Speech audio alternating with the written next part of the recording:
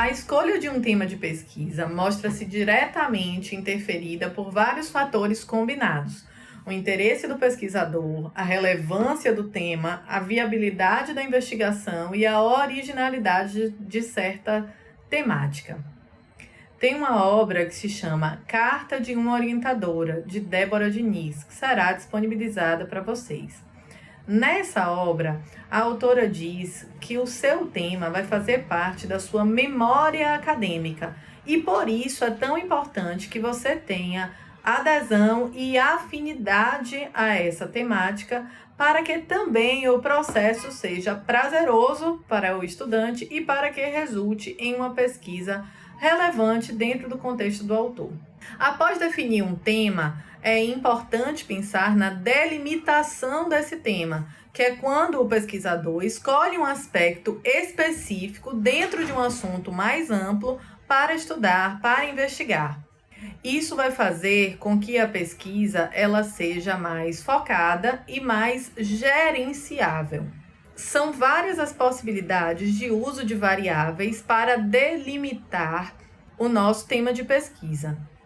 Essas variáveis são recortes, inseridos na abordagem do texto para torná-lo mais definido, mais original e, consequentemente, também mais relevante dentro de um cenário, que pode incluir, por exemplo, um recorte de cenário temporal ou espacial. Então, eu posso utilizar uma década ou alguns anos, ou pós determinado evento, para fazer um recorte temporal, um estado para um recorte espacial, e ter também uma possibilidade de recorte argumentativo ou jurisprudencial.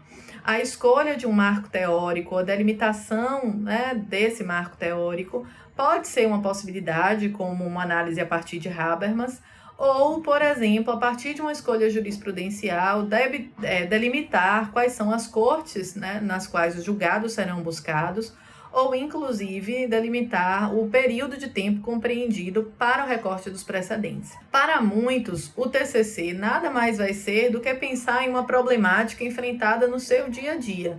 No entanto, nem sempre é assim.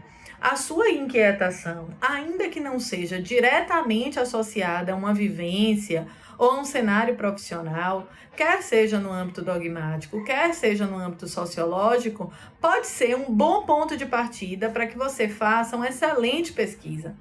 E por isso é importante destacar de maneira breve a diferença entre uma pesquisa social e uma pesquisa dogmática no âmbito do direito.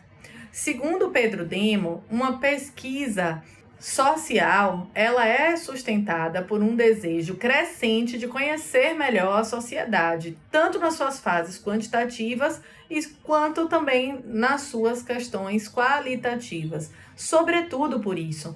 Então, é dentro de uma complexidade que ele chama de complexidade dramática e exuberante da sociedade que salta aos olhos determinada temática para compreender melhor um fenômeno a partir de um estudo social, a partir de uma relevância que pode estar associada, por exemplo, a um determinado grupamento.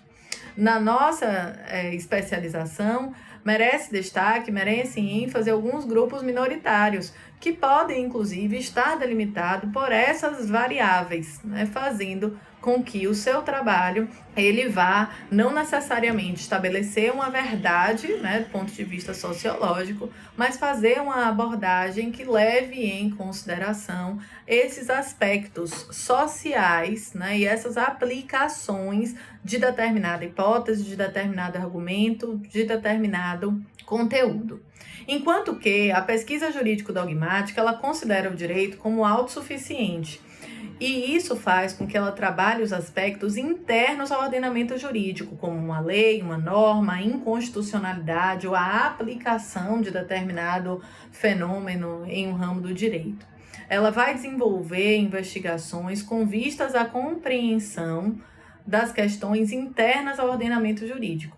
E é possível, inclusive, realizar uma aproximação entre os dois tipos de pesquisa, analisando, por exemplo, do ponto de vista social, o funcionamento de alguma instituição que constitui um órgão de poder, quer seja um órgão judiciário, quer seja um órgão legislativo, mas é um órgão composto por pessoas e essas pessoas elas vão necessariamente transformar ali, né, do ponto de vista do direito posto, do ponto de vista de um ordenamento, a sociedade. Então, é possível descrever o funcionamento, né, de determinado órgão, inclusive partindo para uma pesquisa empírica, né, uma pesquisa que leve em consideração a própria realidade empírica de determinado órgão, visando compreender as relações sociológicas de determinados julgamentos ou de determinadas pautas ali envolvidas no âmbito de um ordenamento, quer seja a partir de órgãos de natureza administrativa, quer ser, né, a partir de outras abordagens. Por fim, é importante mencionar que tema e título não são a mesma coisa. Já que a gente está abordando a questão da temática, é importante dizer que o título desempenha uma função importante de resumir de maneira concisa e até mesmo criativa. Então, eu tenho aqui toques, né, de criatividade no título para abordar, né, para traduzir para o leitor a minha temática.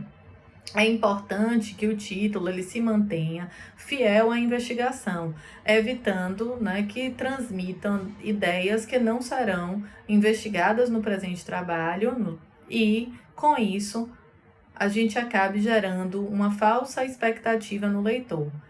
Não se preocupem que, com relação ao título, vocês podem aprimorar o título ao longo da própria pesquisa de vocês e sempre visando a clareza, né, e a precisão da sua temática, quer seja de forma mais criativa, quer seja de forma mais objetiva, mas sempre levando em consideração que a criação do título de um trabalho ela deve traduzir a temática desenvolvida. Por fim, a minha última dica é que, de acordo com a pesquisa de Débora Diniz também, vocês se atentem ao que ela chama de encontro com o tempo.